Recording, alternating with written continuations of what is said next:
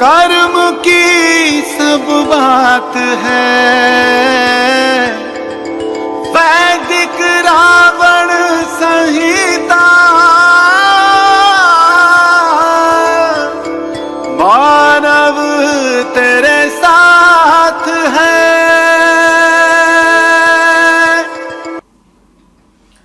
ओम नमः शिवाय। शिव सदा सहाय। अष्टोदिशाई ज्ञानवर्धक प्रोग्राम में सभी साधकों व सज्जनों का हार्दिक स्वागत है, अभिनंदन आप सभी का। ज्ञान की बात करने वाले, ज्ञान बताने वाले, ज्ञान सुनने वाले सभी पुण्यात्मा जीव होते हैं और सभी भगवान को अत्यंत प्रिय होते हैं। गीता जी के 7वें अध्याय में इस बात का वर्णन आता है कि 4 प्रकार के लोग भगवान को भजते हैं और कौन भगवान को भजन नहीं करते, कौन भगवान को पसंद नहीं करते, कौन उनका नाम जप ध्यान पूजा पाठ नहीं करते। इस बात का वर्णन भी गीता जी के 7वें अध्याय में बताया गया है। मैं जानता हूं आप सभी लोग पुण्यशाली हैं, इसलिए आप इस वीडियो को देख रहे हैं और मेरे द्वारा बताई गई बातों को सुन रहे हैं। सज्जनों, अधिक मास अर्थात मल मास चल रहा है। आइए इस मास में कृष्ण पक्ष की कौन सी एकादशी आती है और उसका क्या फल है, क्या विधान है, आइए जानते हैं। अथ अधिक मासस्य एकादशी व्रत कथा परमा एकादशी। श्री युधिष्ठिर जी बोले कि हे जनार्दन, मल मास के कृष्ण पक्ष की एकादशी का क्या नाम है, उसके व्रत की विधि तथा महात्म्य विस्तार से वर्णन कीजिए। श्री कृष्ण बोले कि हे राजन, इस एकादशी का नाम परमा है। यह मनुष्य को मोक्ष भोग तथा आनंद देने वाली पवित्र व पाप नाशक है। शुक्ल पक्ष की एकादशी के समान ही इसकी विधि है। भक्ति पूर्वक नरोत्तम भगवान का पूजन इस एकादशी में करना उचित है। यहाँ पर मैं एक मनोहर कथा जो काम्पल्य नामक नगर में हुई और जैसी मैंने सुनी वैसी मैं तुमसे कहता हूं। इस नगर में सुमेध नाम का एक अत्यंत धर्मात्मा ब्राह्मण रहता था। उसकी स्त्री भी अत्यंत पतिव्रता थी, परंतु भाग्यवश वह अत्यंत दरिद्री थे। अनेक मनुष्यों से भिक्षा मांगने पर भी उसको भिक्षा नहीं मिलती थी। इस कारण भली प्रकार भोजन वस्त्र और रहने को स्थान तक भी नहीं मिल पाता था। उसकी स्त्री अपने पति के सहित अत्यंत कठिनता से जीवन निर्वाह किया करती थी। कई दिन वे केवल उपवास ही कर लेते थे। उसकी पतिव्रता स्त्री स्वयं भूखी रहकर भी अतिथि सत्कार अवश्य किया करती थी, मगर अपने कमल मुख पर कभी मलिनता न आने देती। साथ ही अपने पति से कभी किसी वस्तु की याचना न करती। यद्यपि उसका शरीर दिन प्रतिदिन दुर्बल होता जाता था, इस प्रकार अपनी स्त्री के दुर्बल शरीर एवं घर में अन्न आदि का अभाव देखकर वह सुमेध ब्राह्मण एक दिन अपनी स्त्री से कहने लगा कि हे प्रिय, यदि मैं किसी श्रेष्ठ मनुष्य से धन मांगता हूँ तो मुझको कोई कुछ देता नहीं। मैं क्या करूँ? मैं कहाँ जाऊँ? बिना धन के घर के कार्य सिद्ध नहीं होते। अतः मुझको विदेश जाने की आज्ञा दो, जिससे मैं कुछ धन प्राप्त कर सकूं। बिना उद्यम के कार्य की सिद्धि नहीं होती, इसी कारण बुद्धिमान सर्वदा उद्यम की प्रशंसा करते हैं। पति के दुख पूर्ण वचन सुनकर वह सुंदर नेत्रों वाली स्त्री नेत्रों में आंसू भरकर तथा दोनों हाथ जोड़कर बड़े विनीत भाव से अपने पति से कहने लगी कि हे स्वामी, यद्यपि मैं कोई विद्वान पंडित नहीं, फिर भी आपकी आज्ञा से कुछ कहना चाहती हूँ, जिससे कि मैं आपकी और अपनी भलाई ही चाहती हूँ। क्योंकि विपत्ति ग्रस्त मनुष्य सर्वदा यही कहते हैं कि मनुष्य को जो कुछ मिलता है वह पूर्व जन्म का दिया हुआ ही मिलता है। बिना दिए हुए चाहे स्वर्ण के पर्वत मेरू पर चला जावे, वहां भी व्यक्ति को कुछ नहीं मिलेगा और वह खाली हाथ ही रहेगा। अपने पूर्व जन्मों में मनुष्य विद्या, धन या भूमि जो कुछ भी दान देता है, वही इस जन्म में पृथ्वी पर मिलता है। ब्रह्मा जी ने जो कुछ भाग्य में लिख दिया वह किसी जगह भी मिल सकता है, बिना दिए कुछ नहीं मिलता। स्वामी, मैं आपके बिना क्षण मात्र भी नहीं रह सकूंगी। माता पिता भाई बांधव सास ससुर और दूसरे कुटुंबी जन कोई भी आदर सत्कार नहीं करेगा। सब पतिहीन तथा भाग्यहीन कहकर निंदा करेंगे। अतः इसी स्थान पर रहकर जो कुछ भी मिले उसी में अपना सुख मान लीजिए। अपनी स्त्री के ऐसे वचन सुनकर वह ब्राह्मण विदेश नहीं गया।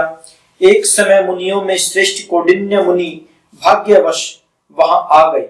उनको आए हुए देखकर सुमेध अत्यंत प्रसन्न हुए और अपनी स्त्री सहित शीघ्रता से बड़ी नम्रता के साथ बारंबार उनको नमस्कार किया और कहने लगे कि हम आज धन्य हैं, हमारा जन्म आपके दर्शन से सफल हुआ है। यहाँ आकर आपने हमको अनुग्रहित किया, हमारे बड़े भाग्य हैं जो आपके दर्शन हुए।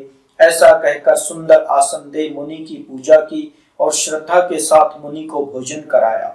उस श्रेष्ठ पतिव्रता स्त्री ने मुनि से पूछा कि महाराज, दरिद्रता का नाश कैसे होता है? बिना दान किए हुए भी धन विद्या स्त्री और दूसरे पदार्थ कैसे प्राप्त हो सकते हैं?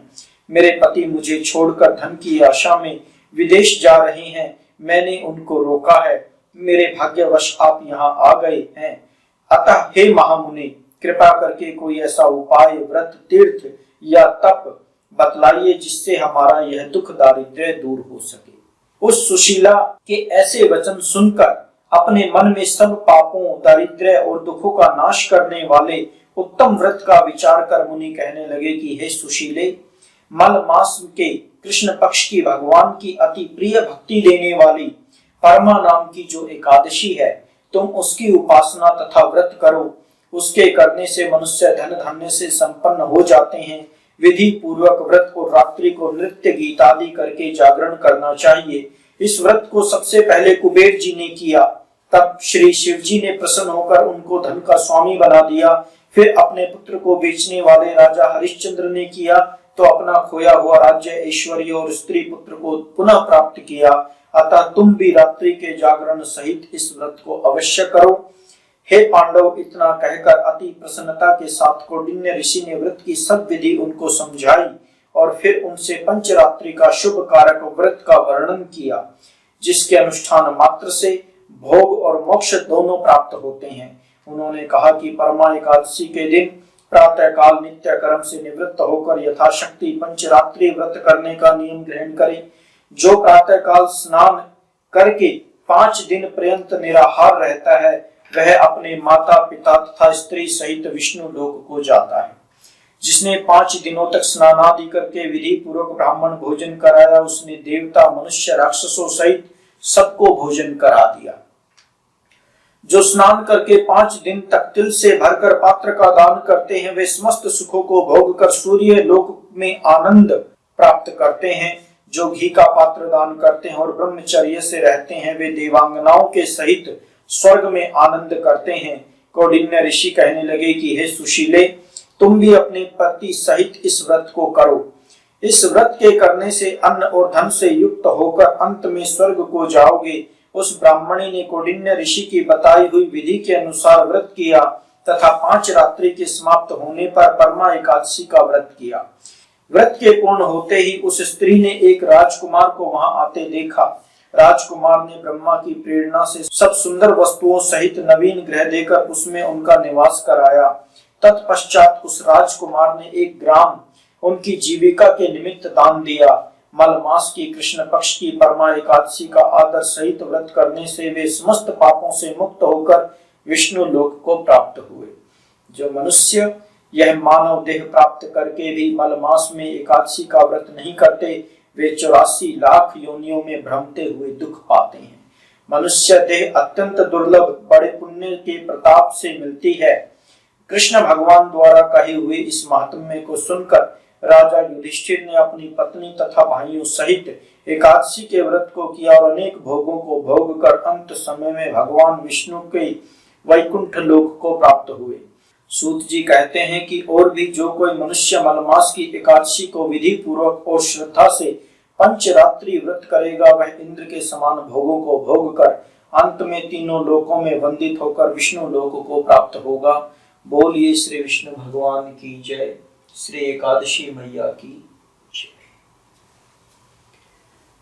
सज्जनों, अधिक मास अर्थात मल मास के दोनों पक्षों की जो एकादशियां हैं, शुक्ल पक्ष की और कृष्ण पक्ष की, दोनों का महात्म्य हमने सुना है।